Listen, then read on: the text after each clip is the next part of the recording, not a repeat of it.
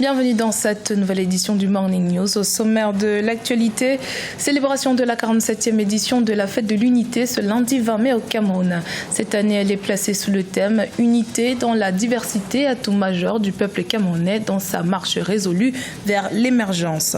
Selon un récent rapport des Nations Unies, 89% des économies de l'Afrique subsaharienne sont dépendantes des matières premières. Son niveau le plus élevé en 20 ans, une situation qui menace la stabilité économique de ces États. Et puis la 5e édition du prix togolais d'excellence de la qualité a primé 8 entreprises cette année, parmi lesquelles l'Agence nationale de l'aviation civile. L'objectif de ce prix est de garantir aux populations des produits et services qui respectent des normes de qualité.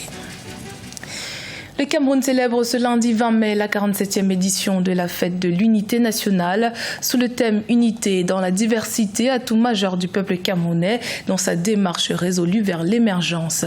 Thème qui renvoie au contexte sociopolitique tendu qui prévaut actuellement dans le pays. Comme à l'accoutumée, le défilé militaire se déroulera sur le boulevard du 20 mai à Yaoundé, présidé par le chef de l'État, Paul Biya. Festivité que vous pourrez suivre en direct sur Africa 24 à partir de 8h30 GMT. En effet, le Cameroun est au cœur d'une crise politico-sécuritaire depuis quelques années maintenant. La crise anglophone en est une illustration palpable.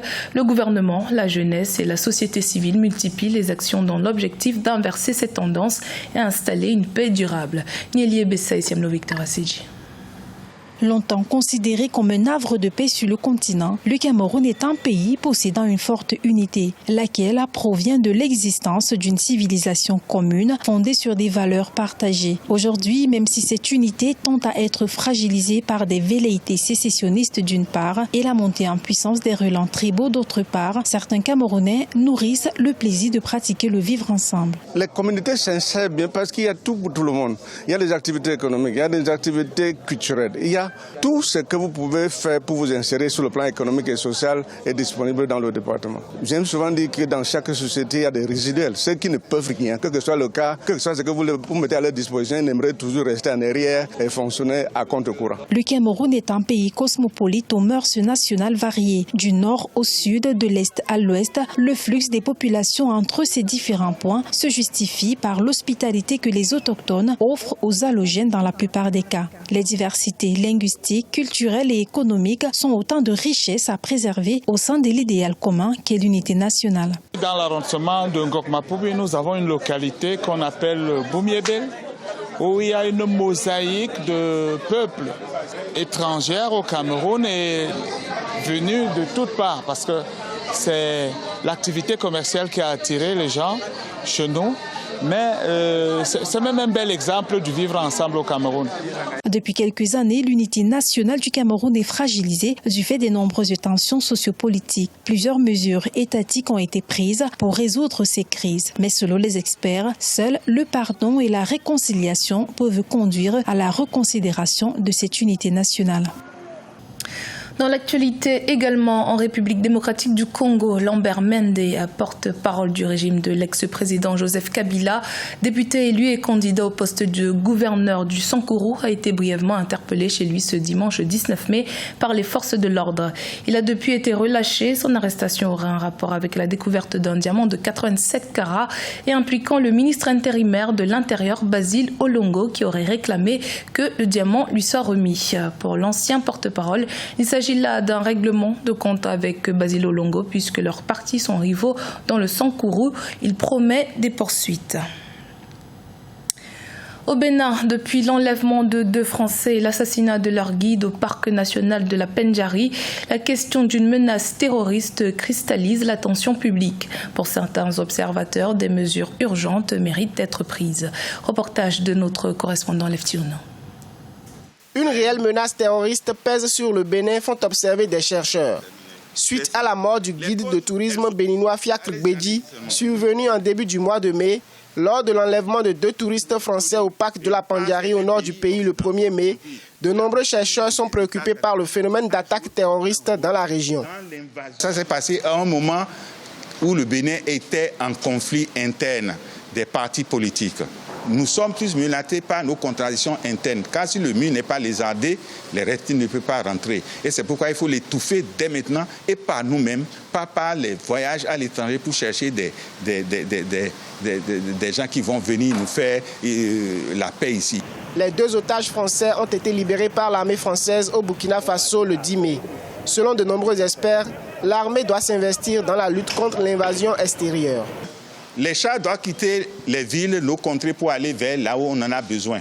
Parce qu'une armée n'est pas faite pour lutter contre son peuple, mais pour lutter contre l'invasion extérieure. C'est pourquoi le consensus s'impose immédiatement par nos acteurs politiques.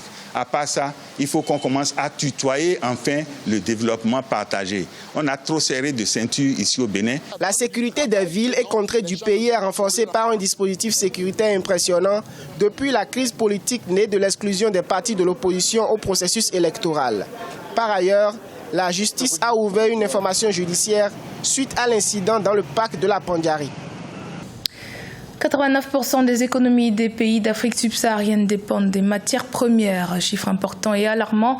En effet, avec la chute des cours de l'or noir, de nombreux États font face à cette situation qui ralentit la croissance, menace l'économie et les perspectives de développement.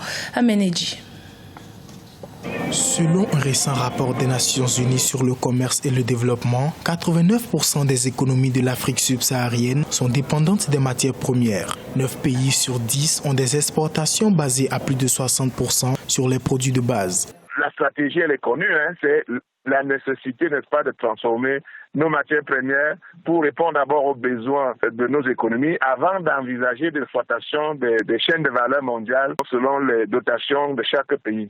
À travers le monde, les 64 pays qui font face à cette situation tournent autour de systèmes économiques désarticulés et statiques basés sur le phénomène de la récession, ce qui pourrait constituer à long terme une menace pour leurs objectifs de croissance. Ainsi, la réduction de la dépendance vis-à-vis des produits de base et l'ouverture de nouvelles perspectives passe par l'élargissement de la contribution du secteur des produits de base au processus de développement et par une intégration accrue de ce secteur au reste de l'économie. Tout a été conçu pour l'intérêt des pays occidentaux, des pays colonisateurs. Ce serait là l'absence d'une stratégie de transformation des systèmes coloniaux en systèmes locaux. C'est tout ce qui manque à ce pays. Le nombre de pays qui dépendent des produits de base a atteint son niveau le plus élevé en 20 ans. En Afrique, les importations et exportations de ces produits représentent en moyenne plus du quart du revenu national.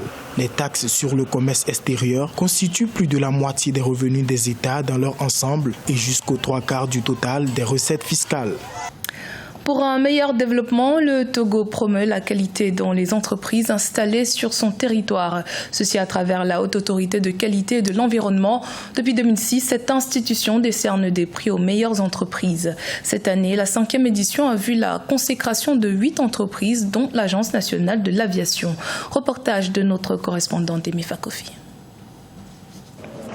Certifiée ISO 9001 version 2015, l'Agence nationale de l'aviation civile est depuis le 17 mai lauréat du prix togolais d'excellence de la qualité, catégorie B de la Haute Autorité de la qualité et de l'environnement. Avec un système de surveillance d'information et de sécurité aérienne performant, l'aviation civile togolaise enregistre depuis 2002 0 risque d'accident selon ses premiers responsables. Nous avons été édités en 2016.